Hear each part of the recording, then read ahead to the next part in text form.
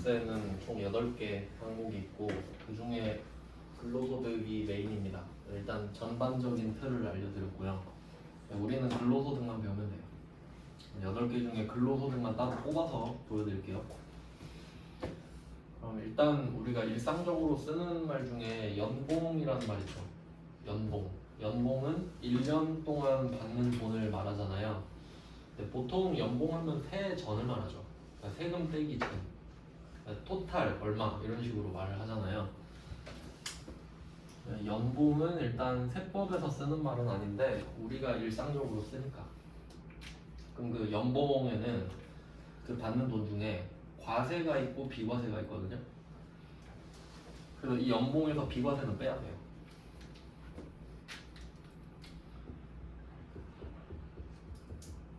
비과세 항목이 있다면 뺍니다.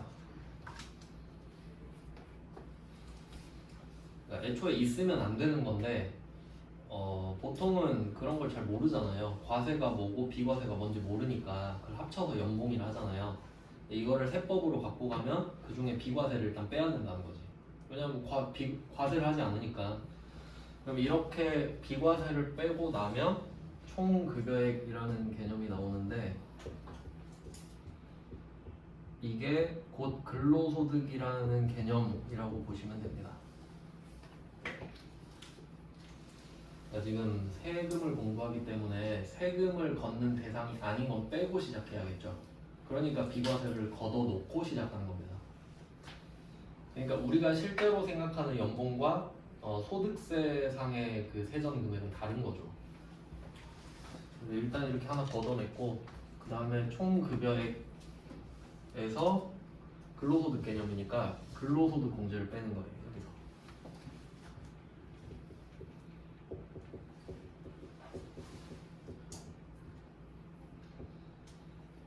네, 근로소득에서 근로소득 공제를 빼면 근로소득 금액이 나오겠죠.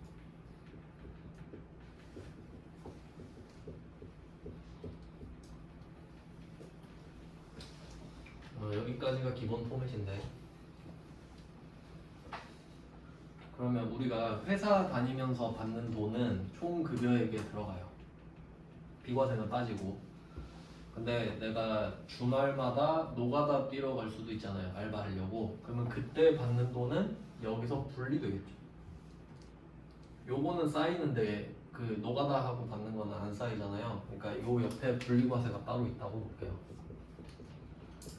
얘랑 말 그대로 분리니까.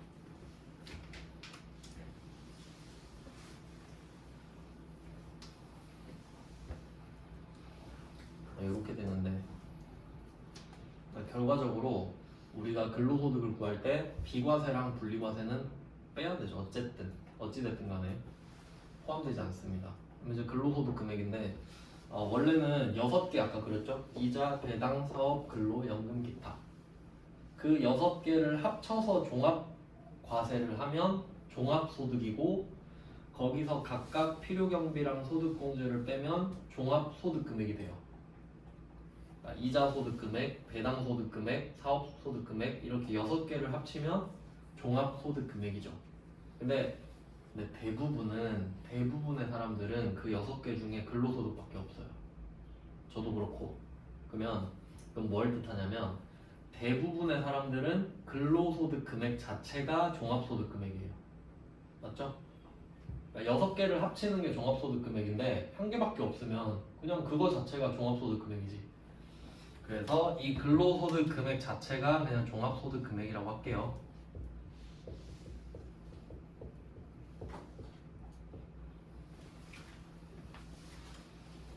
그래서 원래 그 1년 동안 소득을 내년 5월에 종합소득세 신고해야 된다 했잖아요.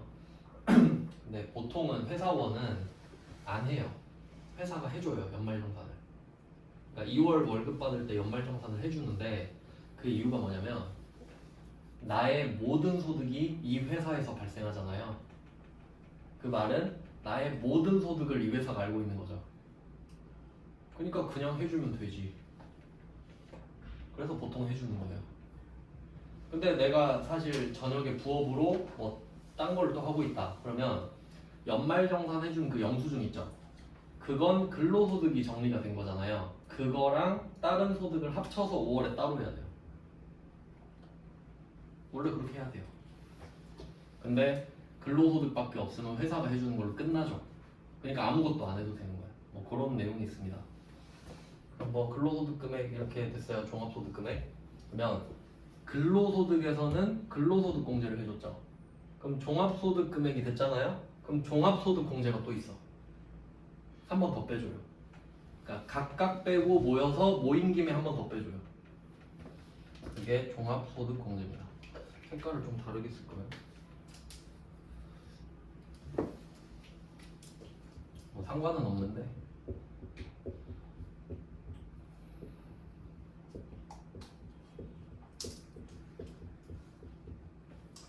일단 세금에서 공제가 나오면 좋은 겁니다. 덜 내니까. 공제가 2번 나왔어요. 많으면 좋아요. 자, 그러고 나서 빼고 또 뺐잖아요. 그럼 이제 과세표준이 나와요. 이게 중요한 거죠. 과세표준.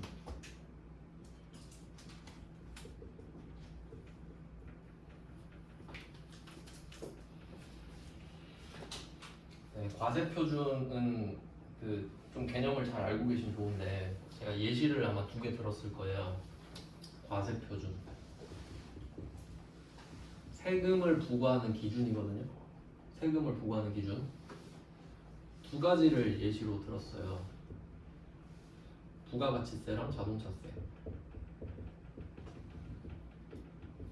예시를 알고 있으면 응용하기가 쉬우니까. 그럼 부가가치세는 어디다가 10%를 때리냐? 내가 판매한 물건 가격의 10%를 때리죠. 그러니까 공급한 물건의 가격이 곧 과세표준이죠. 그러니까 부가가치세가 세법 중에 제일 쉬워요. 내가 판 물건 자체가 과세표준이라. 그럼 부가가치세의 과세표준은 공급가액.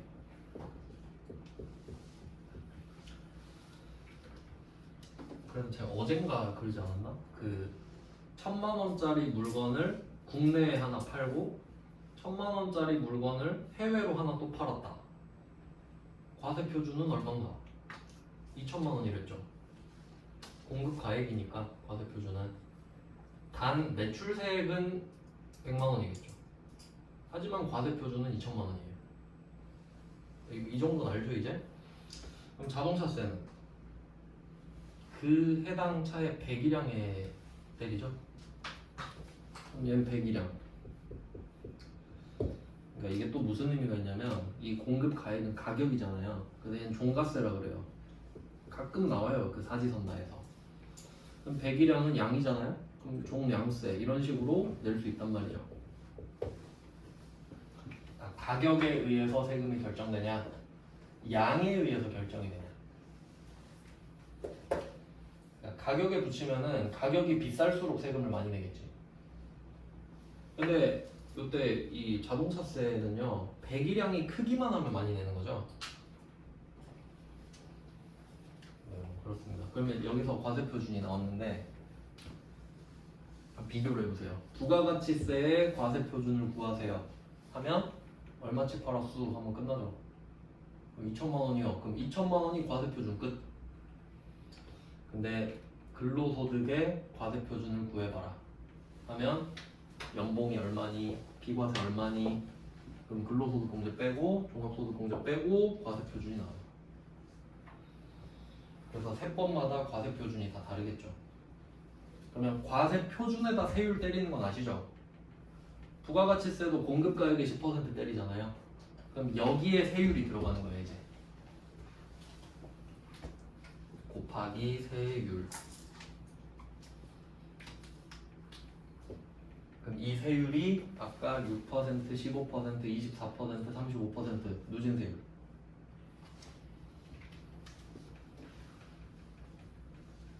그 초과 누진세율이래요. 초과하면 쌓아가면서 나아간다고 뭐 이런 느낌. 자 이렇게 하면 여기서 산출세액이 한번 나오는데 요런 말은 또 처음 나오죠. 산출세액. 그러니까 이 정도 금액이 산출이 됐다는 거고, 자, 그 다음에 한 번 더 빼주는 게 세액공제입니다. 이제 자, 얘는 소득공제죠. 얘는 세액공제. 세율 위아래로. 세율이 되게 중요하거든요. 세액공제. 여기까지 쓰면 이제 더 밑에 더 많은데 쓸 필요는 없어요. 이제 더 밑에는 별로 의미가 없습니다. 이 구조를 파악하는 게 더 중요해요.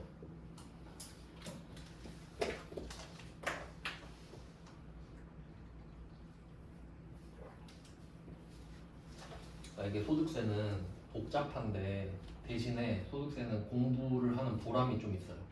이유가 뭐냐면 부가가치세는 못 줄여요. 부가가치세는 거둔 만큼 내야 되잖아. 맞죠? 내가 10만 원짜리 물건을 11만 원에 팔고 만 원 내야 되죠. 혹시 그 만 원을 덜 내는 방법이 있나요? 탈세밖에 없지. 그냥 안 내는 수밖에. 부가가치세 못 줄이죠. 왜냐면 너무 간단하니까 과세표준이.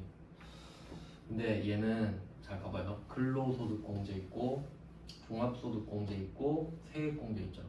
그럼 내가 이 부분에서 뭘 어떻게 하면 줄일 수도 있지 않을까라는 생각을 해야죠. 뭔가 방법이 있을 수도 있죠. 근데 근로소득공제는 못 줄여요. 이거는 국세청이 정해놨거든. 구간별로. 그러니까 얘는 사실 총 급여액을 쓰면 저절로 근로소득공제가 나와요. 그러니까 그냥 계산기가 있어서. 그러니까 이건 우리가 고민할 필요가 없어요. 그러니까 내 총급여액을 넣으면 알아서 근로소득 금액이 나와요. 그럼 우리가 통제할 수 있는 게 이 종합소득공제랑 세액공제예요. 그럼 이제 여러분은 이걸 알아야 돼요. 소득공제랑 세액공제 중에 뭐가 좋을까?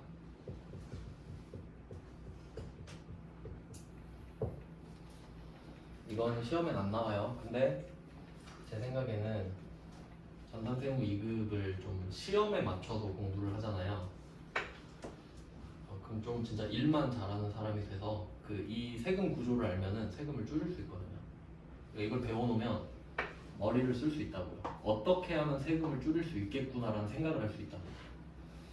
그래서 뭐 시험은 솔직히 그냥 기출문제 풀면 되니까 그 안 나오는 걸 좀 알려드릴게요. 여러분이 나중에 써먹을 수 있게.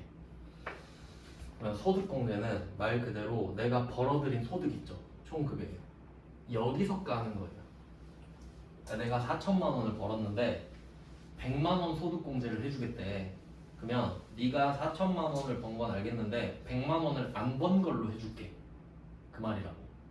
그럼 나는 4천을 벌었지만 3,900에서 시작한다는 소리예요. 나쁘지 않죠?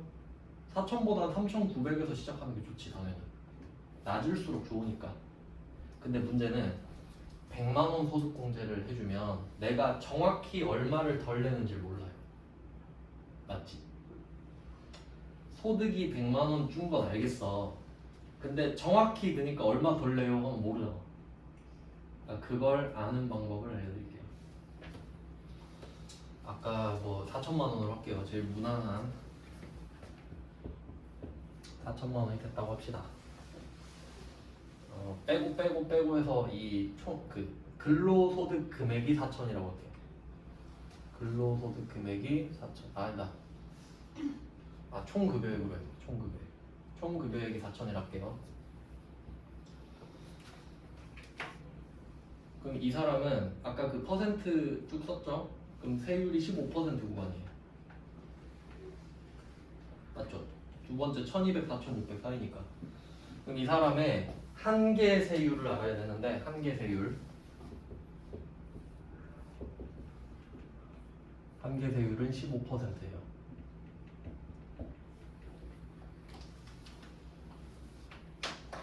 한계 세율 뜻. 그러니까 세율이 여러 개 있잖아요. 그러니까 내가 마지막에 걸리는 세율 있죠.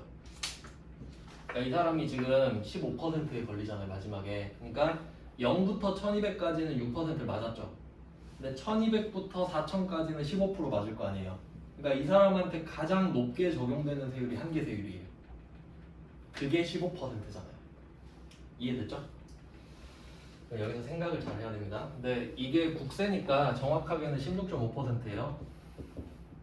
지방세도 내야 되니까 원래. 지방세 1.5%도. 정확하게 알려드리려고 해요.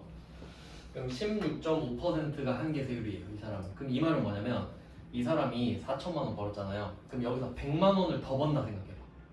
100만 원을. 그럼 그냥 이것만 그냥 세율을 해볼게요. 그럼 이 사람 100만 원 더 벌어도 그 100만 원에 대해서 16.5% 내죠. 맞아요? 맞잖아. 이게 구간이 바뀌진 않잖아요. 8,800까지, 4,600까지였으니까. 그러면 100만 원을 더 벌면 16만 5천 원을 덜 내는 거죠. 16만 5천 원 내야 되는 거지. 100만 원을 벌면. 그럼 거꾸로 생각해봐요. 100만 원을 줄여주면 16만 5천 원을 덜 내겠지. 이해돼요? 16.5%니까. 이 상태에서 100만 원을 더 벌면 16만 5천 원을 내는 거고 100만 원을 덜 벌면 16만 5천 원을 덜 낸다고. 맞죠? 이해됐죠? 근데 이때 한계세율이 49.5%인 사람도 있죠. 10억 넘으면.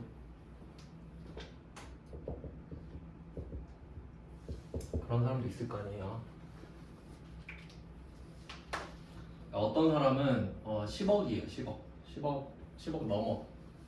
그럼 그 사람은 100만 원 더 벌면 얼마 내요? 100만 원에서 49만 5천 원을 내겠지. 맞죠? 한계세율이 49.5니까. 그럼 역으로 이 사람이 100만 원 줄어들면 49만 5천 원을 덜 내지. 이해됩니까? 그러니까 소득공제는 급이 다르다니까. 사람마다. 소득공제는 왠지 아세요? 세율 위에 있잖아요. 세율 위에 있잖아. 세율은 사람마다 다 다르죠. 그걸 때리기 전이잖아요. 그러니까 미리 갔다 와보는 거지. 내 세율이 이거니까 100만 원 더 벌면 이걸 내니까 덜 벌면 이걸 덜 내겠구나. 이렇게 생각할 수 있지. 이해돼요? 그러니까 똑같이 100만 원을 소득공제를 해줘도 한계세율이 49.5%인 사람은 훨씬 좋을 거 아니에요. 훨씬. 누구는 100만 원 줄여주면 16만 5천 원을 덜 내는데 누구는 49만 5천 원을 덜 내니까 훨씬 더 달지 이 사람은. 이해됩니까? 그러니까 결론은 소득공제는 누구한테 유리하다? 돈 많이 버는 사람한테. 알겠죠? 이 원리? 그러니까 소득공제는 고소득자한테 유리하다고. 결론은 그거예요. 결론은.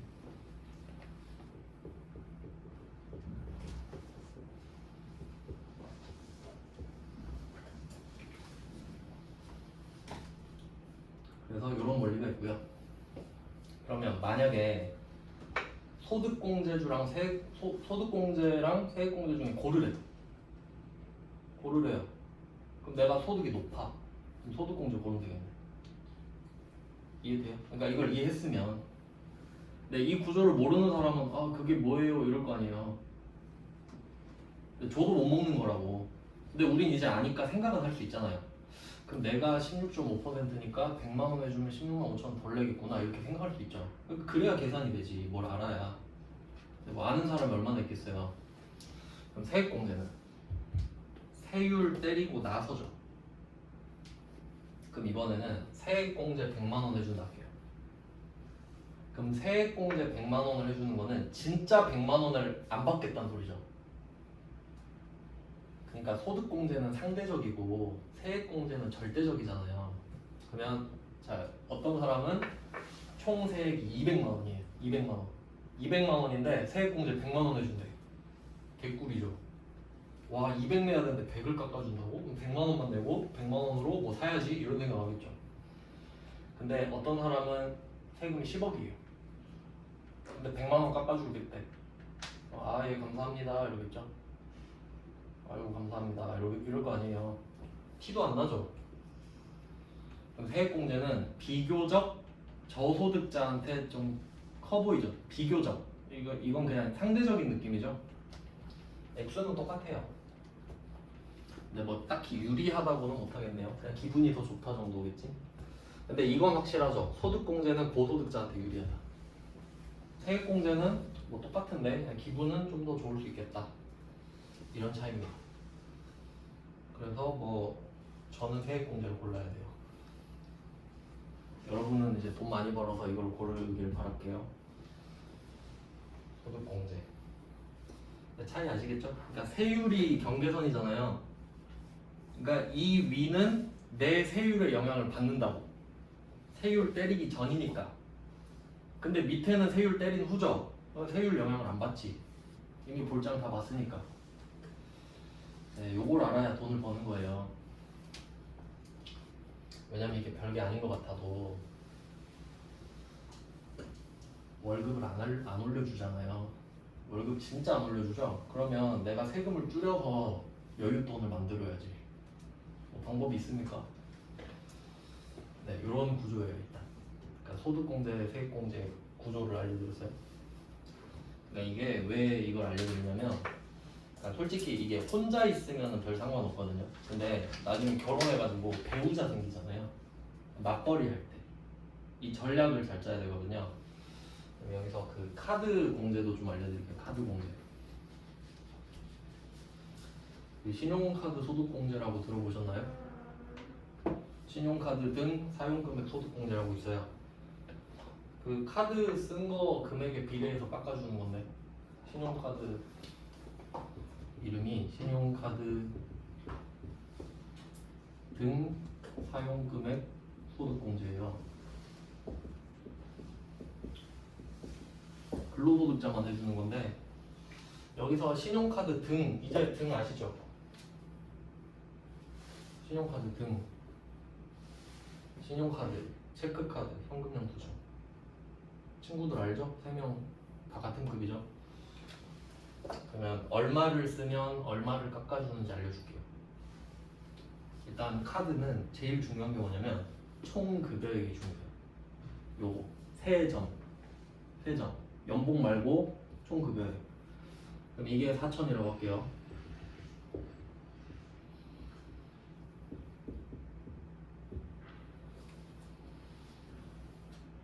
이때 총 금액이 4천이고 예를 들어보겠습니다. 어떤 사람이 체크카드를 1,500을 쓰고, 금액을 좀 쉽게 해야 되는데 1,000만 원씩 할게요. 체크카드를 1,000만 원 쓰고 신용카드를 1,000만 원을 썼다고 합시다. 대충 요 정도는 쓰지 않을까? 절반 정도는? 이렇게 있다고 했을 때 얼마나 소득공제를 해줄지, 그러니까 세금을 얼마나 줄일 수 있을지 해볼게요. 일단 이 신용카드 등 사용금액 소득공제는 총 급여액의 25%를 깔고 가거든요. 그러니까 25%는 쌩까요 그냥. 25%는 누구나 쓰는 거지 라고 하고 안 해주거든요. 그러면 25%가 1,000만 원이죠. 그 다음에 체크카드랑 신용카드가 있는데 이 두 개가 다른 거 아시죠? 아예 다른 거 알죠? 신용카드는 남의 돈 쓰는 거죠. 돈 빌려서 쓰는 거죠. 내가 돈이 없어도 물건을 살 수 있죠. 근데 체크카드는 내 돈 없으면 못 사죠. 그래서 공제율이 달라요. 체크카드는 30% 줍니다. 30%고 신용카드는 15%예요.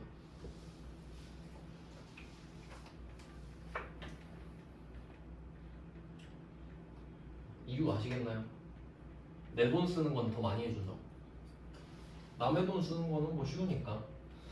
자, 그러면 이렇게 두 개가 따로 있는데 25%를 쌩 간다 그랬잖아요. 그러면 여러분이 체크카드, 신용카드를 섞어서 쓰겠죠, 순서가.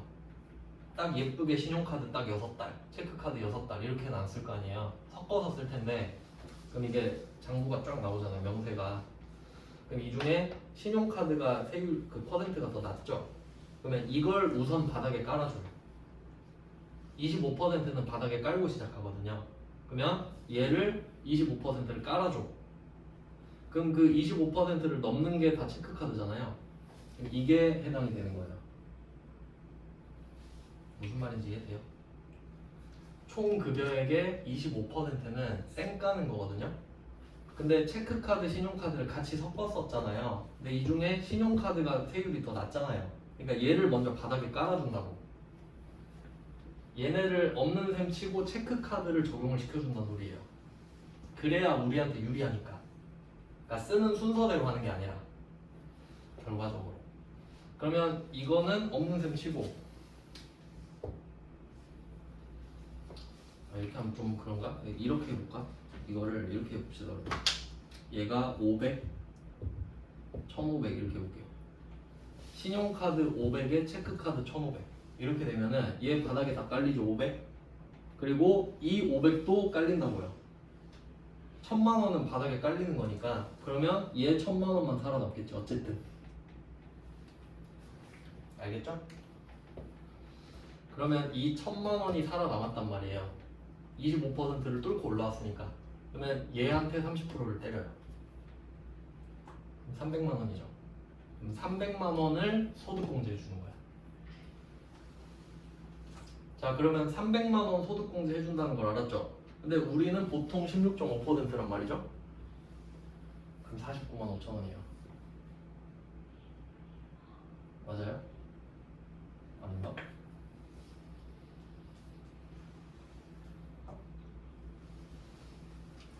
(300만 원에 16.5%를 해줄게요. 맞네. 49만 5천 원. 그럼 49만 5천 원을 덜 낸다고요. 카드 2천만 원 쓴 대가가 49만 5천 원이라고. 알겠죠? 결론이 뭐냐? 보통 그런 경우가 많아요. 카드 쓰면 세금 깎아준다던데 이런 거 이 정도는 알아요. 근데 문제는 2천만 원을 써야 50만 원을 깎아주죠. 그것도 체크 카드를 썼을 때. 근데 보면 다 신용카드 쓰지 않나? 그럼 신용카드는 25만 원이에요. 그러니까 제 생각은 뭐냐면 그 카드 써서 세금을 덜 낼 생각을 하지 말고 그냥 카드를 덜 쓰고 세금을 내자. 그게 낫지 않나? 2천만 원 써서 25만 원 덜 내는 거예요. 무슨 말인지 알겠어요?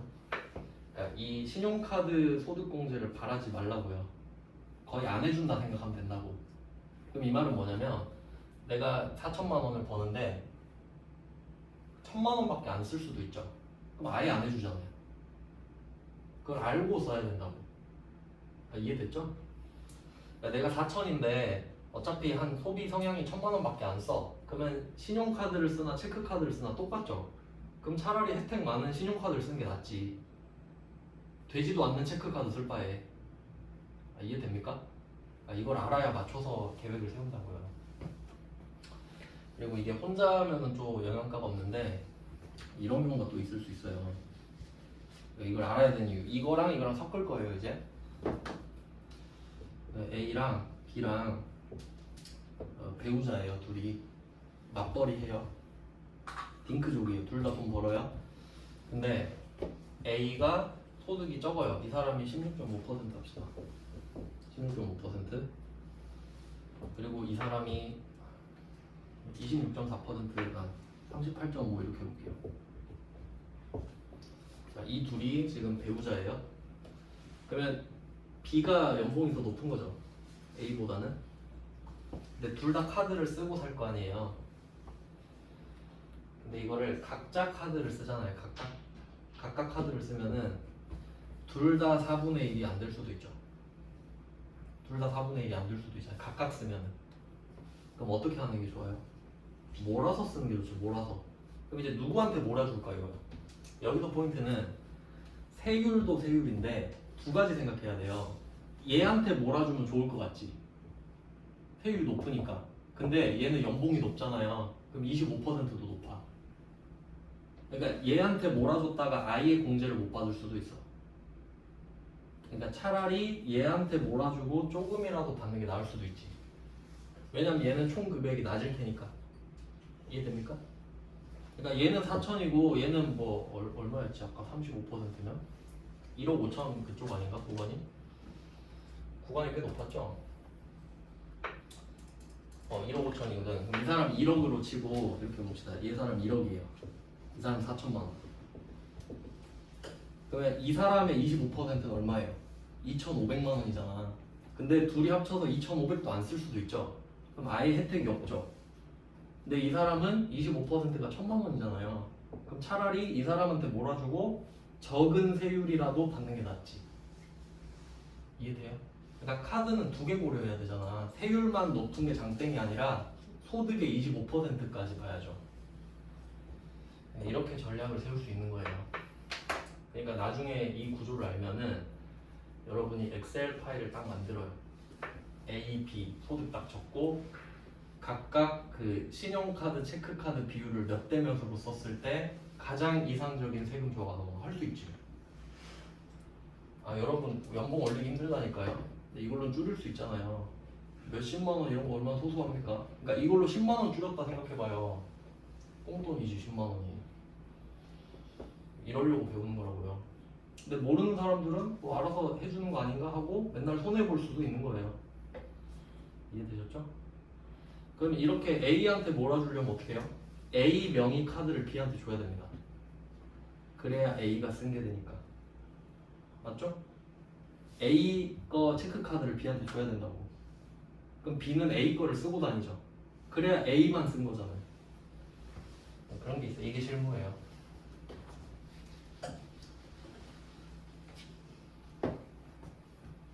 그러니까 그 세무사가 하는 일이 세금을 깎아주는 거라고 알고 있죠. 그러니까 대리 신고해 주는 건데 그 이미 저질러 놓은 일을 세금을 깎아줄 수는 없어요.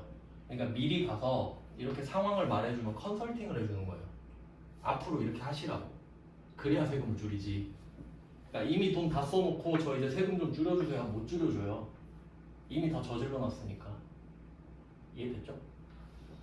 그러니까 병원도 내가 아프기 전에 가면은 의사가 이렇게 하세요 뭐 이러잖아요. 세무사도 똑같다고. 그러니까 미리 가서 상담을 받고 뭐 이런 식으로 해야 됩니다. 이런 걸 알려줄 거라고요. 네, 이런 내용이에요. 이건 좀 알고 계셨으면 좋겠다 해서 설명을 드렸고, 그러면 이 종합소득공제부터 뭐가 있는지 좀 알려드릴게요.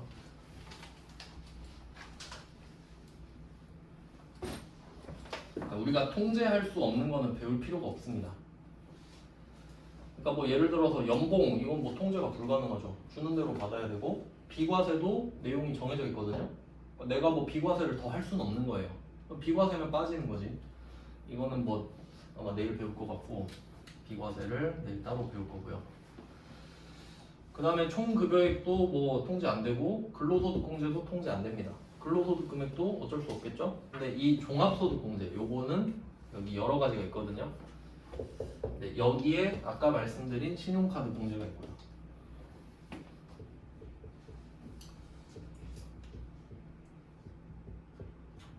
네, 신용카드 소득공제를 할게요. 이름이 기니까.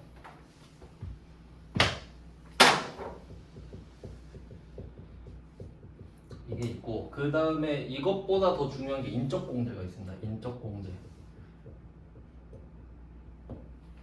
인적공제는 내가 부양가족을 많이 데리고 있으면은 세금을 더 많이 깎아주는 거예요. 뭐 배우기 전에 한번 말씀드리면, 한 명당 소득공제 150만 원이거든요.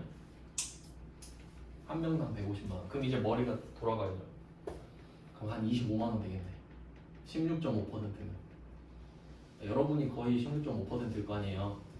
그러면 내 이름으로 부양가족을 한 명 넣는 순간 세금 25만 원 덜 내겠구나 라고 생각하면 되지. 16.5%니까 금액이 아닌가? 25만 원 정도 될 것 같은데.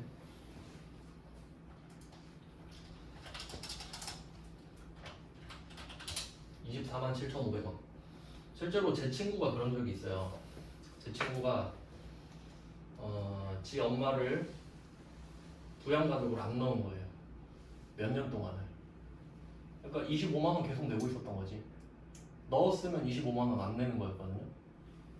그래서 제가 왜 안 넣냐 하니까 그때부터 25만 원을 덜 내기 시작했죠. 그러니까 이런 거 모르면 그냥 생돈 날리는 거예요. 등록을 해놔야 되거든요. 저절로 해주는 게 아니에요. 내 가족사항을 뭐 세무서가 다 아나? 그러니까 내가 엄마라고 등록을 해놔야 되는 거죠. 뭐 그런 식으로 해야 돼요. 그래서 카드 공제는 뭐 뒤에서 따로 배우고, 아마 내일 또 인적 공제, 비과세랑 인적 공제 정도 할 것 같고, 그 다음에 세액 공제 쪽은 묶어서 배우는데 특별 세액 공제라고 있어요. 그러니까 원래는 항목이 더 많은데 중요하게 다루는 것들만 지금 적고 있어요. 원래는 주택 차입금 관련해서 소득공제도 있고 그런데 그건 일단 중요한 건 아니어서 시험에 잘 나오는 거. 그래서 비과세, 중요하고, 그 다음에 신용카드 소득공제, 인적공제, 특별세액공제 이런 것들이 중요해요. 중요한 것만 적었어요. 참고로 특별세액공제는 4개가 묶여있는데 아마 다 들어보셨을 거예요. 보험료, 의료비, 교육비, 기부금, 이게 4개가 특별세액공제예요. 들어보셨죠?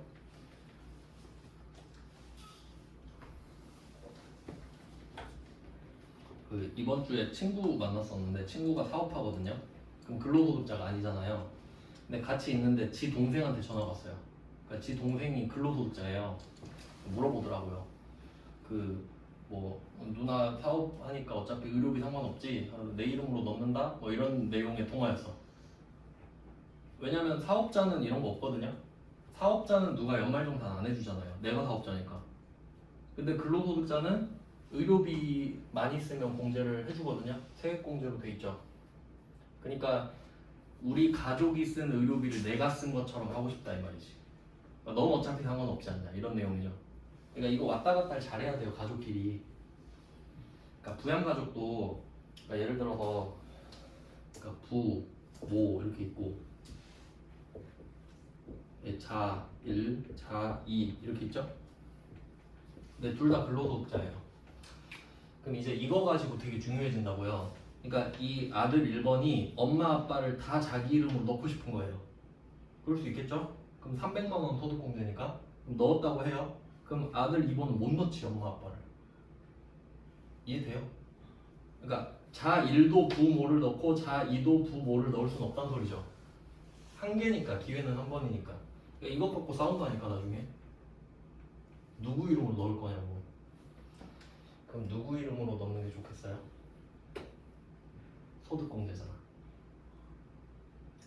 한계세율이 높은 사람한테 몰아주고 그 사람한테 용돈이나 좀 달라고 하는 게 낫죠. 그렇지 않나요? 그러니까 이런 걸 계속 생각해 보시라는 거예요. 이게 인적공제가 소득공제잖아 지금. 그러면 그냥 큰아들한테 주는 게 정상, 그건 아니지. 예를 들어 이 아들 2번이 49.5%라고요, 세율이. 근데 얘는 16.5%야. 근데 형이 지 가오 때문에 야 내가 그래도 형이니까 나한테 다 줘. 그럼 이건 좀 별로 효율적이지 못하죠. 차라리 야 네가 세율이 높으니까 부모님 다 너한테 놓고 대신 나한테 용돈이나 줘. 이게 낫지. 훨씬 가성비 좋잖아요. 나한테 그 한 30만 원만 주라? 이러는 게 더 낫지. 네, 이런 내용이에요. 왜냐면 이 사람은 300만 원을 넣으면 150만 원을 설레잖아요. 그리고 한 30만 원 달라 할 수 있지. 그러니까 이런 걸 배워야 된다. 뭐 대충 이런 내용이고요. 내일 자세히 하겠습니다. 내일 오는 거 맞죠? 네, 내일까지 하고 설 연휴는 다 쉽니다. 고생하셨습니다. 고생하셨습니다. 네.